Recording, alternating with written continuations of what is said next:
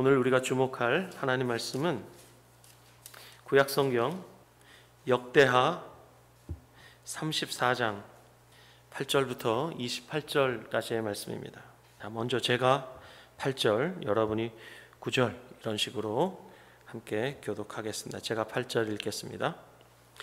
요시야가 왕위에 있은 지 18째 해에 그 땅과 성전을 정결하게 하기를 마치고 그의 하나님 여호와의 전을 수리하려 하여 아살랴의 아들 사반과 시장 마하세야와 서기관 요아하스의 아들 요아를 보낸지라.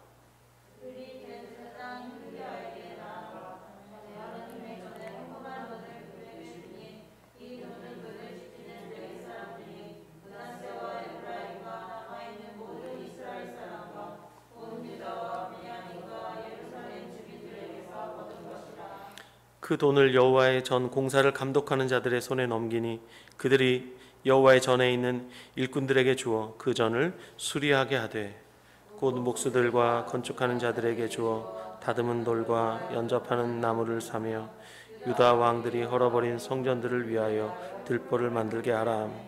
그 사람들이 성실하게 그 일을 하니라. 그의 감독들은 레위 사람들 곧 무라리 자손 중 야핫과 오바댜여 그앗 자손들 중 스가랴와 무슬람이라. 다 그 일을 감독하고 또 악기에 익숙한 레위 사람들이 함께 하였으며 그들은 또 목도꾼을 감독하며 모든 공사와 담당자를 감독하고 어떤 레위 사람은 서기관 관리와 문지기가 되었더라. 우리가 여호와의 전에 헌금한 돈을 꺼낼 때 제사장 힐기야가 모세가 전한 여호와의 율법책을 발견하고 힐기야가 서기관 사반에게 말하여 이르되 내가 여호와의 전에서 율법책을 발견하였노라 하고 힐기야가 그 책을 사반에게 주. 사반이 책을 가지고 왕에게 나아가서 복명하여 이르되 왕께서 종들에게 명령하시는 것을 종들이 다 준행하였나이다. 또 여호와의 전에서 발견한 돈을 쏟아서 감독자들과 일꾼들에게 주었나이다. 서기관 사반이 또 왕에게 아뢰어 이르되 제사장 힐기야가 내게 책을 주도이다 하고 사반이 왕 앞에서 그것을 읽으매 왕이 율법의 말씀을 듣자 곧 자기 옷을 찢더라. 왕이 힐기야와 사반의 아들 아히감과 미가의 아들 압돈과 서기관 사반과 왕의 시종 이사야에게 명령하여 이르되 너희는 가서 나와 및 이스라엘과 유다의 남은 자들을 위하여 이 발견한 책의 말씀에 대하여 여호와께 물으라. 우리 조상들이 여호와의 말씀을 지키지 아니하고 이 책에 기록된 모든 것을 준행하지 아니하였으므로 여호와께서 우리에게 쏟으신 진노가 크도다 하니라. 이에 힐기야와 왕이 보낸 사람들이 여선지자 훌다에게로 나아가니 그는 하스라의 손자 도카스의 아들로서 예복을 관리하는 살룸의 아내라. 예루살렘 둘째 구역에 살았더라. 그들이 그에게 이 뜻을 전하매 훌다가 그들에게 이르되 이스라엘의 하나님 여호와께서 이같이 말씀하시기를 너희는 내게 보낸 사람에게 말하라 하시니라. 여호와께서 이같이 말씀하시기를 내가 이곳과 그 주민에게 재앙을 내리되 곧 유다 왕 앞에서 읽은 책에 기록된 모든 저주대로 하리니 이는 이 백성이 나를 버리고 다른 신들에게 분향하며 그의 손의 모든 행위로 나의 노여움을 샀습니다.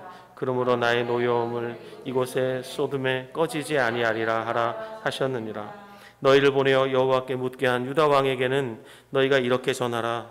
이스라엘의 하나님 여호와께서 이같이 말씀하시기를 내가 들은 말을 의논하건대 내가 이곳과 그 주민을 가리켜 말한 것을 내가 듣고 마음이 연약하여 하나님 앞 곧 내 앞에서 겸손하여 옷을 찢고 통곡하였으므로 나도 내 말을 들었노라 여호와가 말하였느니라. 다 함께 28절 읽습니다. 그러므로 내가 내게 너의 조상들에게 돌아가서 평안히 묘실로 들어가게 하리니 내가 이곳과 그 주민에게 내리는 모든 재앙을 내가 눈으로 보지 못하리라 하셨느니라. 이에 사신들이 왕에게 복명하니라. 아멘. 아멘. 저는 오늘 봉독한 이 말씀을 중심으로 멸망을 돌이킬 수 없었던 요시야, 멸망을 돌이킬 수 없었던 요시야, 이와 같은 제목으로 하나님의 은혜에 증거하도록 하겠습니다. 최근에 기후 위기 전문가의 대담 프로그램을 볼 수 있는 기회가 있었습니다. 그 대담 프로그램의 제목은 이러했습니다. 또 하나의 충격, 기후 위기가 오고 있다. 또 하나의 충격, 기후 위기가 오고 있다. 코로나19의 충격이 아직도 끝나지 않았는데 이젠 기후 위기라는 또 하나의 충격이 다가오고 있다는 겁니다. 올해 기상 관측 역사 이래 가장 길었던 장마는 기후의 위기가 다가오고 있다는 징후, 즉 사인이라는 겁니다. 전문가들의 암울한 전망은 한두 가지가 아닙니다. 2035년이 되면 북극의 빙하가 완전히 사라질 것이라고 보는데 그렇게 되면 엄청난 재앙이 발생할 것이라고 합니다. 무엇보다 이상기후가 일상이 될 것이라고 합니다. 특히 지난 100년 동안 인류는 고도의 문명을 발전시켜 왔습니다. 그로 인해 지금의 인류는 이전 세대가 결코 누릴 수 없었던 엄청난 문명의 혜택들을 누리고 있습니다. 그러나 그와 동시에 지구의 환경은 더 이상 돌이킬 수 없을지도 모르는 위기를 맞이하고 있습니다. 돌이켜보면 지난 100년간 이룬 인류의 첨단 문명은 다분히 석탄이나 석유나 천연가스와 같은 지하에 매장된 화석 원료를 기반으로 이룬 것입니다. 그 결과 이산화탄소 같은 온실가스가 지구의 대기를 오염시켜서 마치 비닐하우스 안에 있는 공기가 데워지듯이 지구 표면의 온도가 100년 전에 비해서 평균 1도씨가 더 높아졌다는 것입니다. 1도씨 높아진 게 뭐 그리 대단한가? 이건 문외한들이나 하는 말이지 평균 1도씨가 높아졌다는 것은 지구의 기후 상황을 볼 때는 이건 엄청나게 위험해지고 있는 징후라는 것입니다. 자, 여기에서 0.5도씨만 더 올라가면 위험 수준에 도달하게 되는데 현재 추세라면 2040년이 되면 위험 수준에 도달하게 된다고 합니다. 상상하기도 싫지만 그래서도 안 되겠지만 만약 지구 표면의 온도가 100년 전에 비해 2도씨가 더 높아진다면 지구의 환경은 더 이상 스스로는 회복이 불가능해진다고 합니다. 이 파국을 막아야 된다. 그래서 2015년에 세계 열강들이 파리에서 모였습니다. 그래서 파국을 막자고 그러면서 각국이 결의했습니다. 우리 이산화탄소의 배출을 줄이자고. 사실 이 지구의 환경의 재앙을 막아내는 길은 단 하나밖에 없어요. 그건 이산화탄소의 배출을 줄이는 것이다. 그런가 하면 2012년에 여러분들도 들으셨을지 모르겠지만 2012년에 지구가 멸망한다는 이 종말론이 전 세계적으로 이슈가 된 적이 있습니다. 그래서 이 지구 종말을 다룬 2012라는 영화도 그 해에 개봉된 적이 있습니다. 그 이듬해인 2013년에 개봉된 미국 영화 중에 세상의 끝까지 21일이라는 영화가 있습니다. 혹시 보신 분이 계신지 모르겠습니다. 세상의 끝까지 21일. 이 영화의 시작은 이렇습니다. 지구를 향해서 소행성 하나가 다가오고 있는데 이 소행성이 앞으로 21일 후면 지구와 충돌하게 되고 지구가 멸망하게 된다는 겁니다. 그래서 모든 노력을 다 동원해 봤지만 이 소행성과 지구의 충돌을 막지 못합니다. 그래서 이제 21일 후면 지구가 멸망하게 된다. 이것이 이 영화의 시작입니다.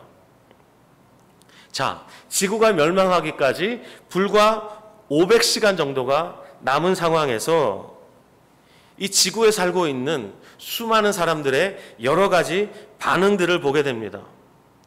이 남자 주인공의 이름은 도지인데요. 이 도지의 부인은 지구가 멸망한다는 소식을 듣자마자 남편을 버리고 집을 나가버립니다.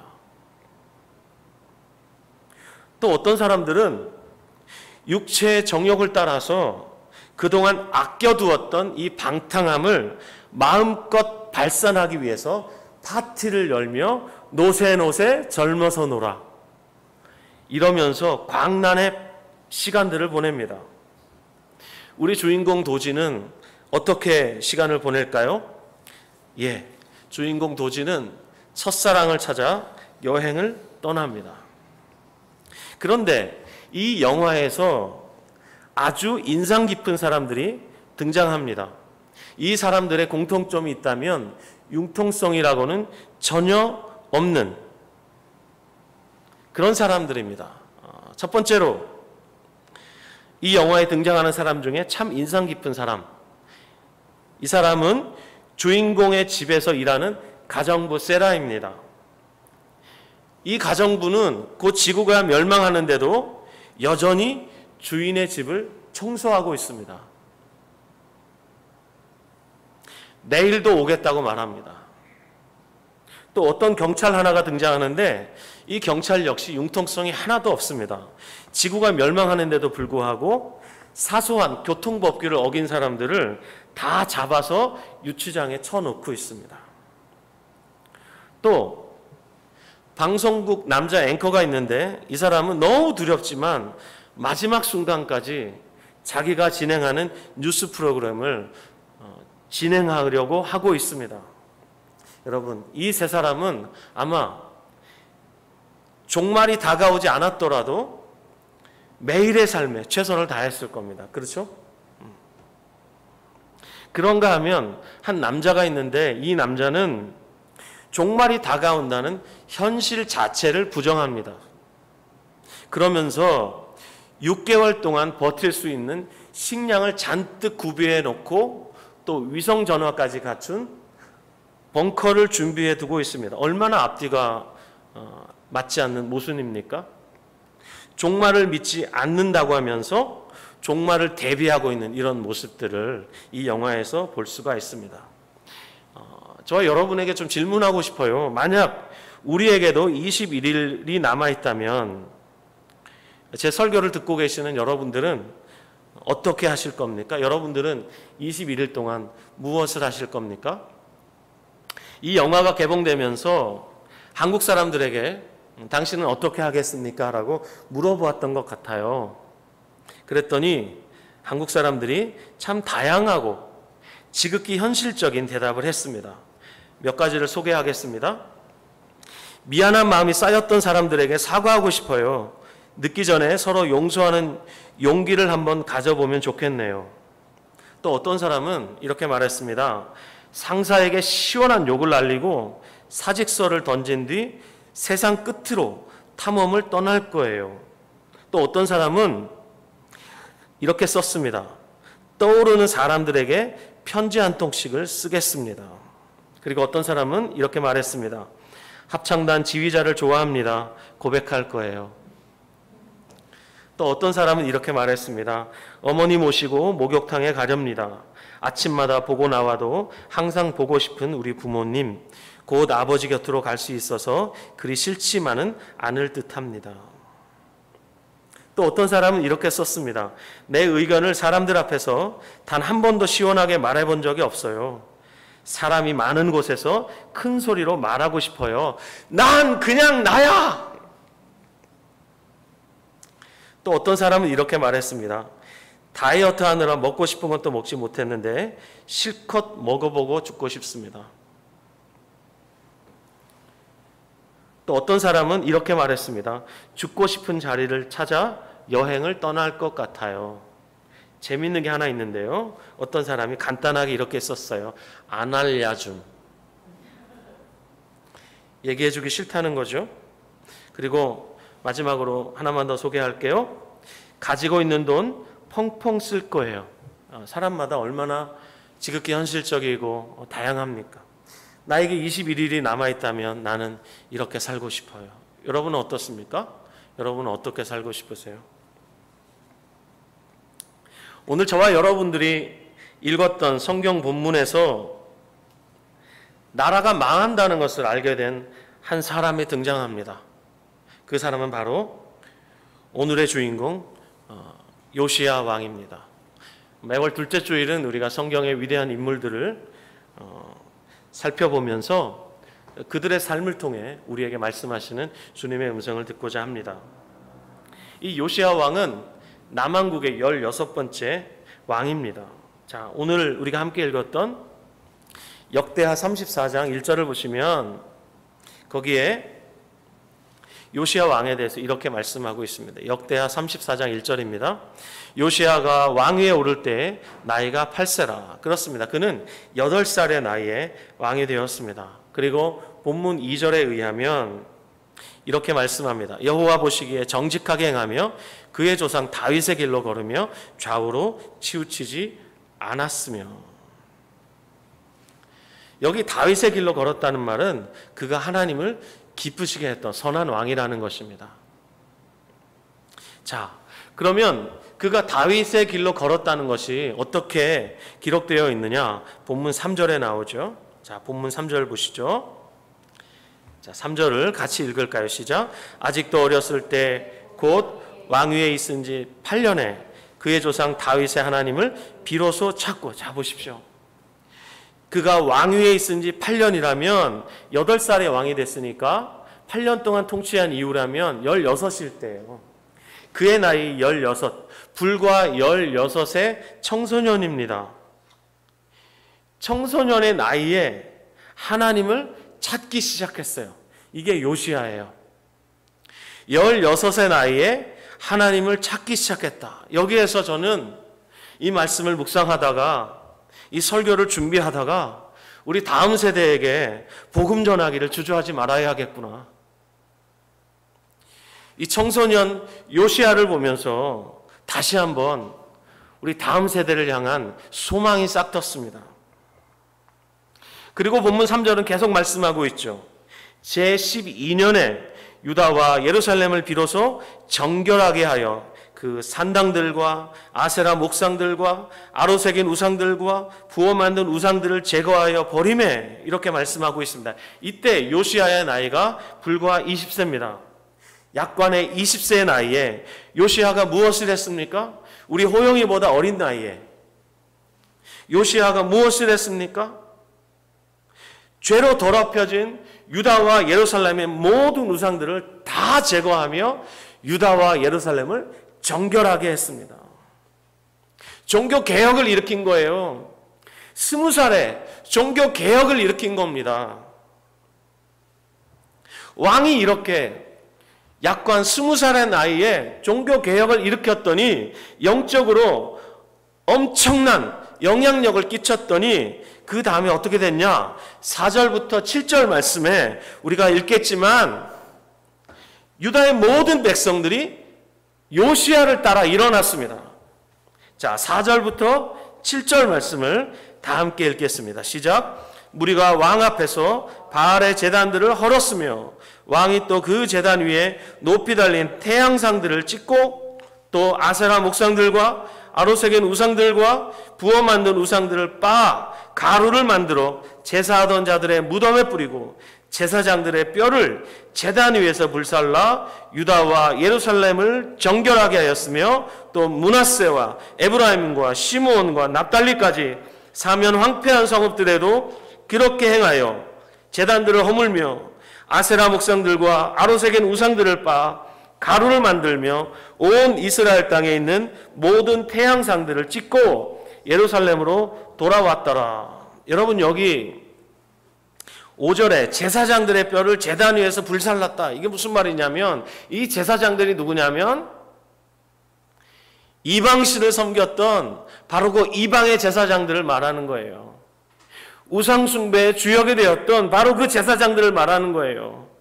이렇게 요시야가 약관 20세의 나이에 일어섰더니 유다 백성들이 요시야를 따라서 함께 이 종교개혁의 대열에 합류했더라. 4절에서 7절 말씀에 이렇게 말씀하고 있습니다.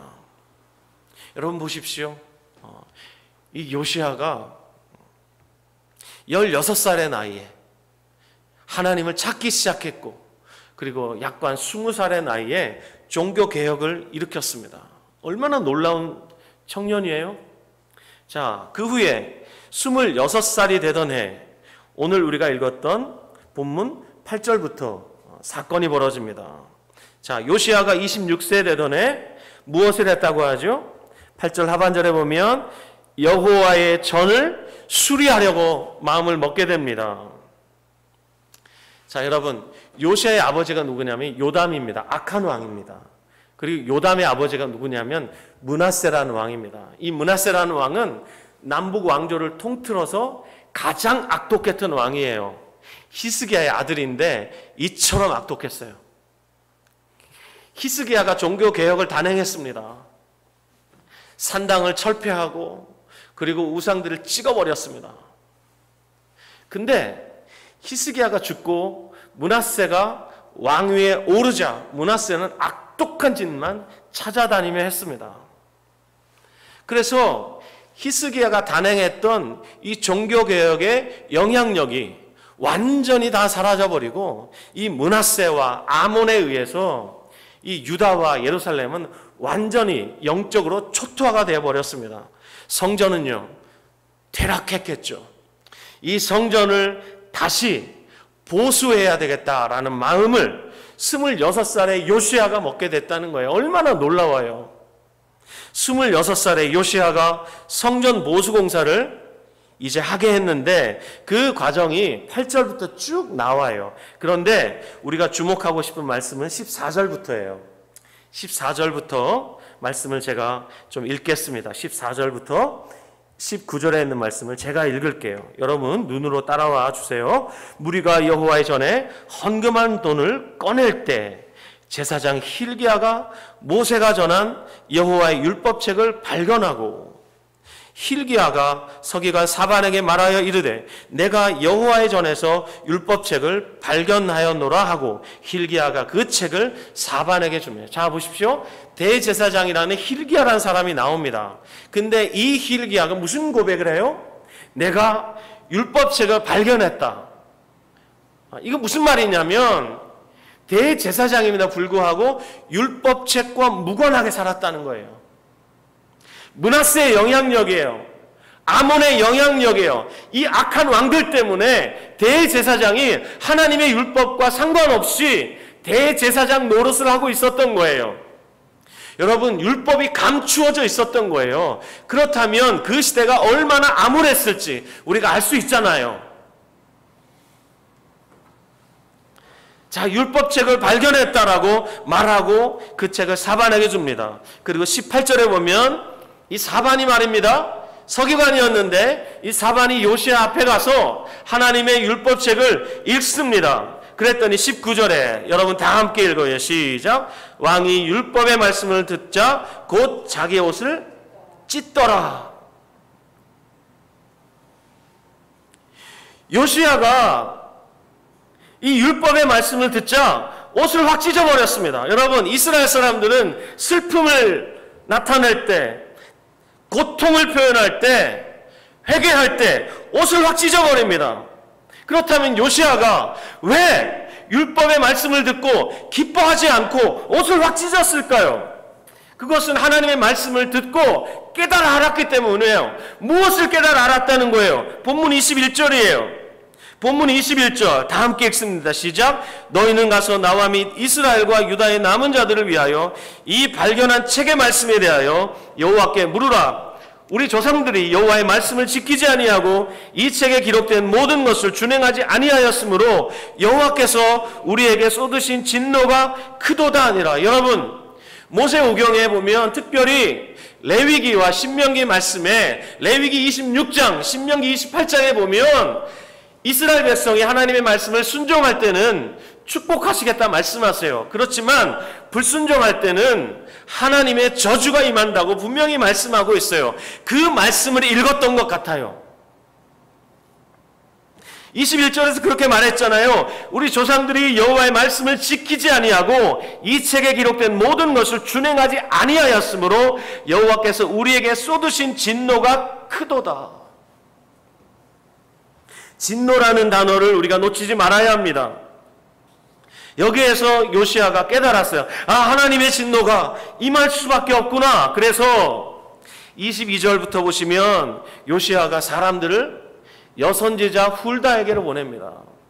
이 훌다라는 여선지자가 이제 24절부터 25절까지의 말씀을 통해서 요시야에게 말해줍니다. 24절 보시죠. 여호와께서 이같이 말씀하시기를 내가 이곳과 그 주민에게 재앙을 내리되, 자, 재앙이라는 단어를 주목하십시오. 곧 유다 왕 앞에서 읽은 책에 기록된 모든 저주대로 하리니, 저주 보십시오. 이는 이 백성들이 나를 버리고 다른 신들에게 분향하며 그의 손의 모든 행위로 나의 노여움을 샀음이라. 그러므로 나의 노여움을 이곳에 소돔에 꺼지지 아니하리라 하라 하셨느니라. 나의 진노가 더 이상 꺼지지 않는다. 무슨 말인가요? 하나님이 심판하시겠다는 거예요. 반드시 심판하시겠다는 거예요. 이 심판을 돌이키지 않겠다는 거예요. 자, 이 역대기의 이 말씀과 동일한 말씀을 언급하고 있는 열왕기하 23장에 보면 왜 이토록 하나님이 진노하셨는지를 우리가 알 수 있습니다. 자, 열왕기하 23장. 자, 역대기 앞에 열왕기하 23장 25절부터 27절 말씀을 보시겠습니다. 열왕기하 23장 25절부터 27절입니다.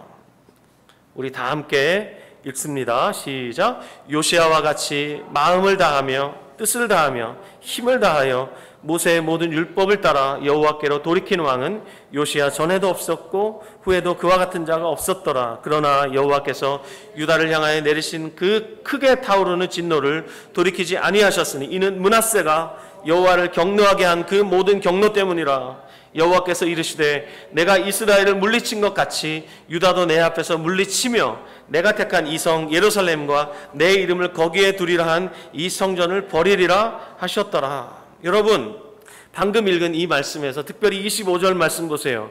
요시야와 같이 마음을 다하며 뜻을 다하며 힘을 다하여 모세의 율법을 따라 여호와께로 돌이킨 왕은 요시야 전에도 없었고 후에도 그와 같은 자가 없었더라. 여러분, 요시야는 전무후무한 왕입니다.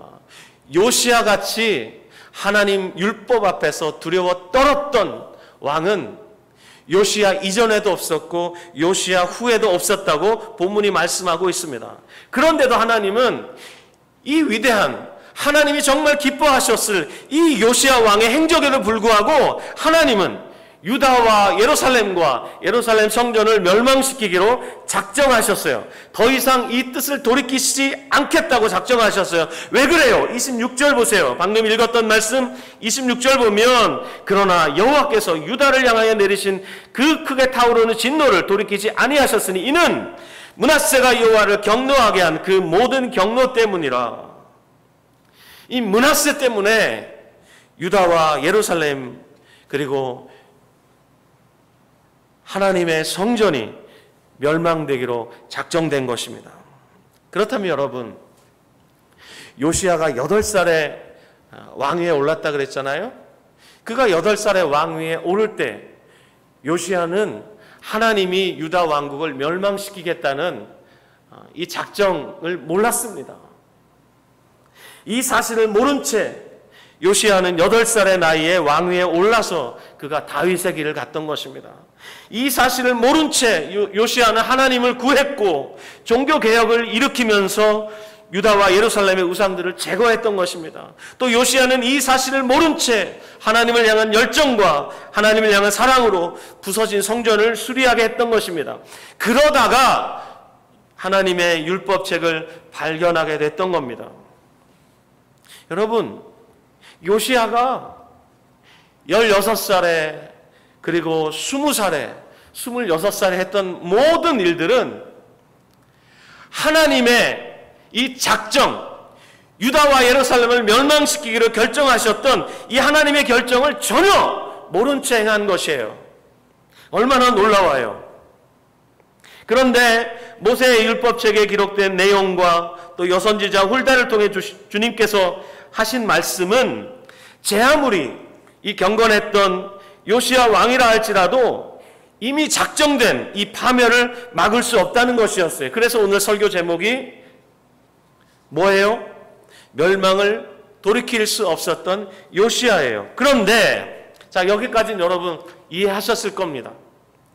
여러분과 제가 오늘 이 요시야의 삶에서 더 놀라고 더 놀라야 할 것은 바로 이것이에요. 그럼에도 불구하고 나라가 멸망한다는 것을 알았음에도 불구하고 이 이후에 요시야가 보였던 반응이에요. 이 반응을 주목하기를 원해요. 역대하 34장 29절 말씀으로 다시 한번 돌아가 볼까요? 역대하 34장 29절부터 33절 말씀입니다. 역대하 34장 29절부터 33절까지의 말씀. 자, 함께 읽을게요. 시작. 왕이 사람을 보내어 유다와 예루살렘의 모든 장로를 불러 모으고 여호와의 전에 올라가매 유다 모든 사람과 예루살렘 주민들과 제사장들과 레위 사람들과 모든 백성이 노소를 막론하고 다 함께 한지라. 왕이 여호와의 전 안에서 발견한 언약책의 모든 말씀을 읽어 무리의 귀에 들려주고 왕이 자기 처소에 서서 여호와 앞에서 언약을 세우되 마음을 다하고 목숨을 다하여 여호와를 순종하고 그의 계명과 법도와 율례를 지켜 이 책에 기록된 언약의 말씀을 이루리라 하고 예루살렘과 베냐민에 있는 자들이 다 여기에 참여하게 하며 예루살렘 주민이 하나님 곧 그의 조상들의 하나님의 언약을 따르니라. 이와 같이 요시야가 이스라엘 자손에게 속한 모든 땅에서 가증한 것들을 다 제거하여 버리고 이스라엘의 모든 사람으로 그들의 하나님 여호와를 섬기게 하였으므로 요시야가 사는 날에 백성이 그들의 하나님 조상들의 하나님 여호와께 복종하고 떠나지 아니하였더라. 여러분, 저 같으면 나라가 망한다는 소식을 들었을 때 이랬을 수 있을 것 같아요. 각자 도생하자. 너희 알아서 생존해라. 이만하면 됐다. 라고 만족했을 수도 있을 것 같아요. 그런데 오늘 우리가 주목해야 할 요시야의 놀라운 반응, 그것은 나라가 멸망한다는 것을 알았음에도 불구하고 방금 읽었던 29절부터 33절에 했던 행동이에요. 자, 여기에서 요시야가 무엇을 했습니까? 먼저 백성들에게 여호와 하나님의 율법책을 읽어 그들의 귀에 들려주었다는 거예요. 하나님의 말씀을 요시야가 들었을 때 어떻게 했어요? 그 말씀을 깨닫고 옷을 확 찢어버렸죠. 그런 것처럼 이번에 요시야가 무엇을 합니까? 백성들에게 하나님의 말씀을 들려줘요. 그래서 그들의 귀에 하나님의 말씀이 들리도록, 하나님이 말씀하시도록, 그리고 그들이 깨달을 수 있도록 하나님의 말씀을 들려줘요. 그리고 요시야가 그 다음에 무엇을 했습니까? 방금 읽었던 말씀 31절에 자기의 처소에서 여호와 앞에서 언약을 맺습니다. 언약을 세웁니다. 스스로 맹세하는 것이죠. 어떻게 맹세합니까? 31절 하반절에 보면 마음을 다하고 목숨을 다하고 여호와를 순종하고 그의 계명과 법도와 율례를 지키겠습니다. 이렇게 왕이 솔선수범하여 먼저 하나님 앞에 이렇게 맹세했습니다. 그리고 32절에 보니까 예루살렘과 베냐민에 있는 자들이 다 여기에 참여하게 했다, 이렇게 말씀합니다. 왕만 독불장군처럼 한 것이 아니라 모든 백성들과 함께 하나님의 말씀 앞에 서게 했고, 그리고 그들도 하나님의 언약에 동참할 수 있도록, 그들도 맹세할 수 있도록 이렇게 만들었다는 거예요. 뿐만 아니에요, 여러분. 역대하 35장을 보면 요시야 왕이 유월절을 다시 회복하여 지키는 것을 알 수 있습니다. 여러분, 유월절이 이스라엘에게 가지는 의미는 무엇인 줄 아세요? 유월절 하면 이스라엘에게 바로 떠오르는 단어가 있어요. 그건 은혜라는 거예요. 우리가 애굽의 종이었지. 우리 힘으로는 애굽에서 빠져나올 수 없었지. 근데 하나님의 은혜가 나타나서 그 은혜로 우리를 애굽에서 구출해 주셨지. 그래서 이스라엘은 해마다 유월절을 지킬 것을 요구받았습니다. 유월절을 지키면서 이스라엘이 무엇을 기억해야만 했죠? 그건 하나님의 은혜였어요. 근데 이스라엘 백성들의 삶 가운데 역사를 보면 그들이 하나님께 가까이 갔을 때는 유월절을 지킨 것을 알 수가 있습니다. 근데 하나님을 등지고 하나님으로부터 멀리 떠나 우상을 섬길 때는 유월절을 지키지 않았다는 것을 볼 수 있습니다. 근데 지금 요시아와 이스라엘 백성들이 하나님께 가까이 가고 있습니다. 그러면서 요시아가 유월절을 다시 회복하여 지키는 모습을 역대하 35장에서 볼 수 있습니다. 이때가 어느 때예요? 나라가 망한다는 것을 이미 알고 난 때예요. 그럼에도 불구하고 망한다는 것을 알고 있었음에도 불구하고 요시아가 유월절을 다시 지키고 있는 것을 보게 되는 거예요. 그러면서 역대하 35장 18절은 이렇게 말씀합니다. 역대하 35장 18절 다시 한번 보시죠. 35장 18절 시작. 선지자 사무엘 이후로 이스라엘 가운데서 유월절을 이같이 지키지 못하였고. 여러분 보십시오. 선지자 사무엘이 누굽니까? 그가 이스라엘의 왕을 세운 사람 아닙니까? 사무엘을 왕으로 세우고 다윗을 기름 부어 왕으로 세운, 이스라엘에게 왕정 체제를 가져다 준 인물이에요. 사무엘을 통해서 이스라엘의 왕이 세워졌거든요. 근데 사무엘로부터 요시아 때까지 요시아처럼 유월절을 지킨 사람이 없었다고 그래요. 그렇다면 그 위대한 왕 다윗조차도, 솔로몬조차도, 히스기야 왕조차도 요시아처럼 하나님 앞에 유월절을 지키지 않았다는 것을 알 수 있습니다. 여러분 요시아 보세요. 얼마나 위대해요. 근데 여러분 요시아가 이렇게 행하고 있는 지금, 이 지금이 어느 때인지 우리가 잊지 말아야 합니다. 그것은 나라가 망한다는 것을 이미 알게 된 후에요. 여러분, 유다와 예루살렘을 멸망시키고자 작정하셨던 하나님의 결심은 결코 변할 수 없었습니다. 근데요, 하나님의 뜻도 변하지 않았지만 하나님을 향한 요시아의 마음도 결코 변하지 않았다는 것을 우리가 봐야 돼요. 하나님의 뜻을 몰랐을 때에도 요시아는 언제나 하나님 앞에서 신실했어요. 또 하나님의 뜻을 알았을 때에도, 나라가 망한다는 것을 알았을 때에도 요시아는 하나님 앞에서 신실했어요. 전 세계가 지금 코로나19 바이러스로 인해 요동치고 있습니다. 또 기후위기가 인류의 생존을 위협하고 있다고 말하고 있는 이때 교회인 우리는 과연 어떤 태도로 이 세상 속에서 살아야 할까요? 요시아의 삶은 오늘, 그리고 이번 한 주간 깊이 생각해 보아야 할 것입니다. 여러분, 요시아의 삶을 한 단어로 묘사하라고 말한다면 저는 감히 신실함이라고 말하고 싶어요. 신실함. 이건 하나님께서 당신의 백성된 자들에게 요구하시는 삶이에요. 하나님은 요시아 때도 그렇고 지금 이 시대에도 우리에게 신실함을 요구해요. 여러분, 하나님께서 출애굽한 이스라엘 백성들을 하나님 백성 삼으시죠. 그리고 그들에게 요구하신 삶이 있어요.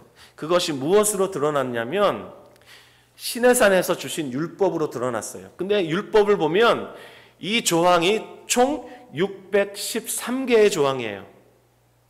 언제 이것을 다 암송하고 언제 이것을 다 기억하고 언제 이것을 다 지킵니까? 613가지의 조항은 너무 많아요. 그래서 지키기가 힘들었어요. 그래서 이스라엘 사람들은 이 613가지 조항을 줄이기 시작했어요. 그래서 그 핵심 엑기스만을 뽑기 시작했는데 구약성경 미가서에 보면 미가가 하나님이 이스라엘에게 요구하시는 것 세 가지를 말합니다. 미가서 6장 8절 말씀 함께 보실까요? 자, 여러분 조금만 더 집중하셔서 따라와 주시기 바랍니다. 미가서 6장 8절입니다.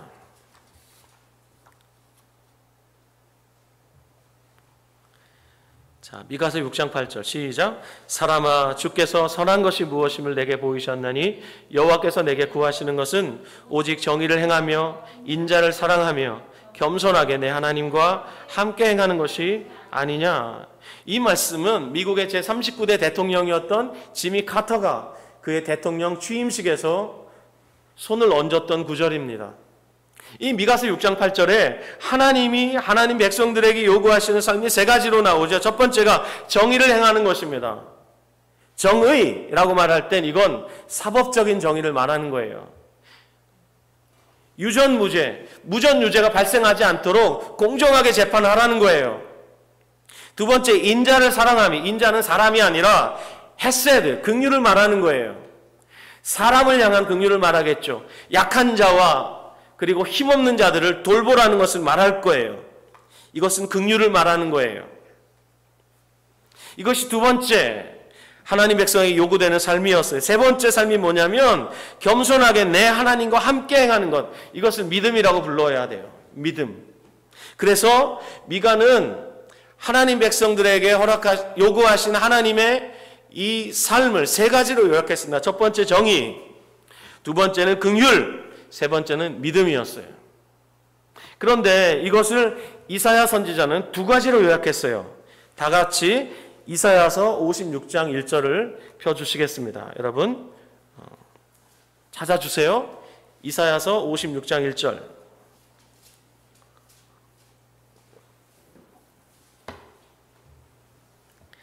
이사야서 56장 1절. 시작. 여호와께서 이와 같이 말씀하시기를 너희는 정의를 지키며 의를 행하라. 이는 나의 구원이 가까이 왔고 나의 공의가 나타날 것임이라 하셨도다. 여기 정의를 지키며 의를 행하라. 이 두 가지로 이사야는 요약했어요. 정의를 지킨다. 이것은 아까도 말씀드린 사법적인 정의를 말하는 거예요. 그 다음 의를 행하라는 것은 사회적인 약자를 보호하라는 거예요. 이걸 공의라고 부르면 돼요.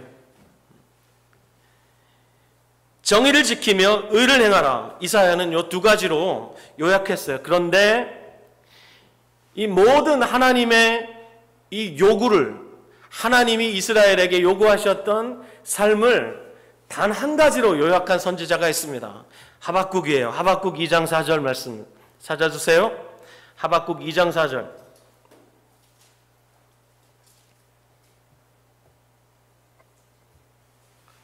하박국 2장 4절. 시작. 보라, 그의 마음은 교만하며 그 속에서 정직하지 못하나 의인은 그의 믿음으로 말미암아 살리라. 여기 믿음이에요. 믿음. 자, 믿음을 우리말 성경에는 믿음이라고 번역했는데 원래 히브리어 단어 에무나, 이것은 믿음이라고 번역하기보다는 신실함이라고 번역해야 돼요. 성실함이라고 번역해야 돼요. 충성스러움이라고 번역해야 옳습니다. 믿음은 부족한 번역이에요. 그렇다면 여러분, 하나님께서 하나님 백성에게 요구하시는 그 삶을 단 한 단어로 요약하면 신실함이에요. 요시야가 보여주었던 바로 그 삶이에요. 성실함이에요. 충성스러움이에요. 이것을 신학시대에 바울 사도는 로마서 1장과 갈라디아서 3장에서, 그리고 히브리서 저자는 히브리서 10장에서 그대로 인용하면서 그리스도인의 삶이란 때를 얻든지 얻지 못하든지 신실하게 사는 것이다. 요시야가 그랬던 것처럼 언제나 신실하게 변함없이 하나님 앞에서 충성스럽게 살아야 한다 라고 신약의 저자들도 구약의 이 본문을 인용하면서 그리스도인의 삶이 어떠해야 하는지를 말했어요. 그리스도인의 삶을 한마디로 말하라면 그건 신실함입니다. 이 시대에 소상공인들이 인터뷰하면서 하는 얘기를 들으면서 너무 가슴이 아팠어요. 너무 절망스럽다는 거예요. 소망이 보이지 않는다는 거예요. 너무 막막하다는 거예요. 코로나가 언제 끝날지 그 누구도 예측을 못하고 있어요.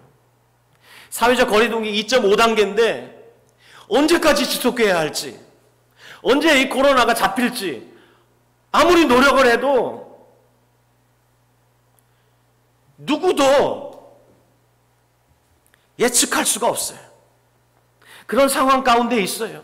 그러면 여러분, 이 시대에 우리가 어떻게 살아야죠? 요시야로 다시 돌아가 봅시다. 여러분, 요시야는 하나님의 멸망 선고를 받았어요. 그럼에도 불구하고 그가 무엇을 했죠?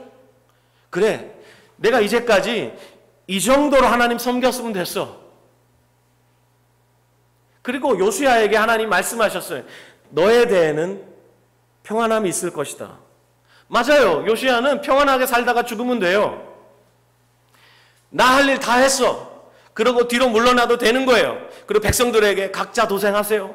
그래도 되는 거예요. 하지만 요시야는 그럴 수가 없어요. 왜냐하면 요시야의 마음속에 하나님의 말씀이 있기 때문에 그렇게 할 수가 없는 거예요. 여러분, 충성이라는 한자가 어떻게 된 줄 아세요? 충자가 가운데 중자에다가 마음 심자예요. 마음 중심을 말하는 거예요. 이게 충이에요. 충. 성자는 말씀 원자에 이룰 성자예요. 요 두 개가 합쳐진 거예요. 그러면 충성이라는 단어를 한자로 보면 마음 중심에 하나님의 말씀이 새겨진 거예요. 여러분, 마음 중심에 하나님의 말씀이 새겨진 사람이 어떻게 살죠? 충성스럽게 사는 거예요. 신실하게 사는 거예요. 부족해도 하나님 말씀을 따라 살려고 분투하게 되는 거예요. 이게 그리스도인의 삶이에요. 여기에 신학적인 설명이 필요한 게 아닙니다, 여러분. 우리가 어떻게 살아야 할까? 오늘도 신실하게 살아야 합니다. 변함없이 충성해야 합니다, 여러분. 여러분, 우리가 주님 앞에 설 날이 멀지 않았어요. 갈수록 좋아져야 되는 거예요. 갈수록 성숙해져야 되는 거예요. 갈수록 진실해져야 되는 거예요. 갈수록 우리의 충성이 더해져야 되는 거예요. 여러분, 장도 담그면 시간이 지날수록, 해가 지날수록 장맛이 좋아지잖아요. 이런 것처럼 그리스도인의 삶도, 그리스도인의 삶에서 풍겨나는 향기도 더욱 짙어져야 되고, 우리의 삶도 더욱 성숙해져야 할 뿐 아니라 변함없이 충성하여 더욱 신실해져야 되는 거예요. 저는 이렇게 살고 싶어요. 여러분은 어떻게 살기를 원하세요? 지금 이렇게 사셔야 돼요. 그리고 평생 이렇게 사셔야 돼요. 다 함께 우리 함께 찬양합시다.